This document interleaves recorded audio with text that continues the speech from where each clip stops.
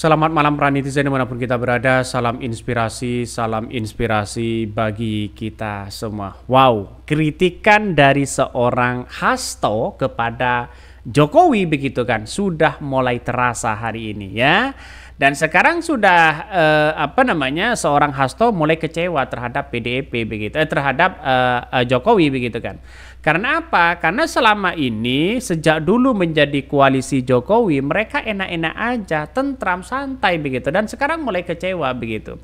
Hasto sindir Jokowi sebut Indonesia maju tapi timbulkan utang yang besar. Buat apa begitu kan?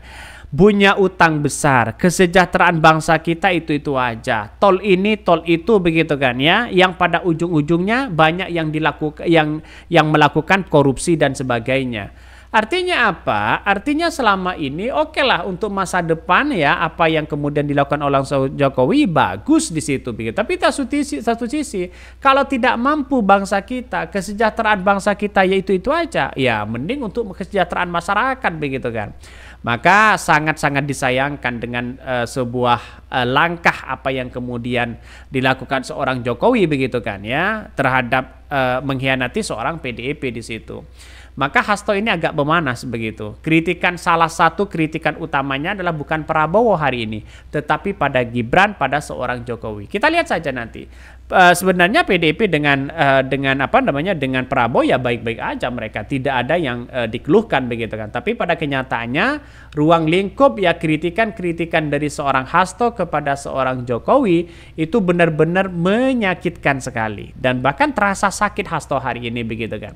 Itulah politik Jokowi. Harap maklum mungkin lagi cari kelakuan baik ke partainya agar bisa dijadikan ketum ya, menggantikan Bu Mega. Lanjutkan, tidak ada kata telat untuk merevolusi diri ya menjadi lebih baik dari kemarin ya.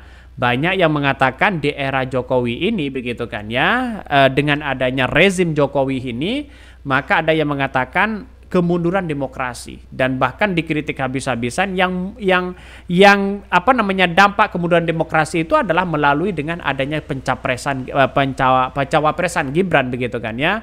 Dia sudah gagal demokrasi kita, belum cukup umur, malah tiba-tiba diloloskan oleh MK begitu. Ya, karena memang ada paman di situ begitu ya. Ya, kalau paman sudah mengadili, wah, ya gampang aja. Yang penting ada ordalnya. Apa gak malu ya disenggol sini ya sama partai yang telah membesarkan namanya? Ya udahlah, namanya juga muka apa ini? Sama aja bohong, kemajuan akan tetapi di sisi lain hutang yang sangat besar otomatis yang terbebani masyarakat. Itu namanya pemimpin yang zalim katanya. Betul begitu kan? Artinya hasil dari tol, kita lihat saja, bayar pajak cash, bayar bensin cash, beli bensin cash, beli barang-barang sembako cash, semuanya serba cash. Kenapa negara kok masih rugi? Pertanyaannya apa begitu kan ya? Pertanyaannya seperti ini, jawabannya apa? Kira-kira seperti itu begitu. Kalau masyarakat sudah tidak ngutang, semuanya beli, semuanya ini, semuanya bayar, bukan nyicil dan sebagainya, kok negara masih rugi? Ada apa? Bayar pajak sudah tepat ya, tepat waktu dan sebagainya, kok masih rugi? Dan itu pertanyaannya. Karena tergantung dari pemimpinnya. Kalau pemimpinnya ya itu aja begitu kan, ingin berkuasa selamanya, ya tidak ada kemajuan bagi bangsa kita. Dan rakyat Indonesia hari ini ya kita lihat, diberikan sembako saja sudah tersenyum, sudah sanjung sana sini, diberikan uang sana sini sudah menyanjung pemimpinnya. Padahal kita lihat saja kesejahteraan apakah pernah merasakan atau tidak begitu kan. Jadi saya kira inilah yang kemudian menjadi cikal bakal kita, bahwa apa yang kemudian dilakukan oleh seorang Jokowi begitu kan ya, yang telah mengkhianati seorang PDIP, kita lihat saja Hasto mulai menyindir sana sini. Percuma katanya begitu kan ya. Percuma Indonesia ini ada maju tapi hutangnya juga tinggi begitu. Sekretaris Jenderal ya PDIP Hasto Kristianto menyindir kemajuan Indonesia selama pemerintah Presiden Joko Widodo atau Jokowi. Hasto mengaku partainya hilaf sempat mencalonkan Gibran Rakabuming Raka di awal karir politiknya sebagai calon wali kota Solo pada 2020 silam. Hasto menegaskan keputusan partai kala itu mencalonkan Gibran karena mengakui kemajuan yang dilakukan oleh Presiden Jokowi. Nah, ini kan sudah terjebak di situ begitu kan. PDIP sudah terjebak pada politik praktis dari seorang Jokowi pada waktu itu. Padahal oposisi sudah menyampaikan bahwa cawe-cawe di seorang Jokowi itu begitu kuat begitu kan. Bisa saja menguasai PDIP kalau itu dibiarkan. Nah, usut punya usut ternyata sekarang terbukti mereka. Apa yang sebenarnya terjadi? Ya, yang terjadi Hasto sudah mulai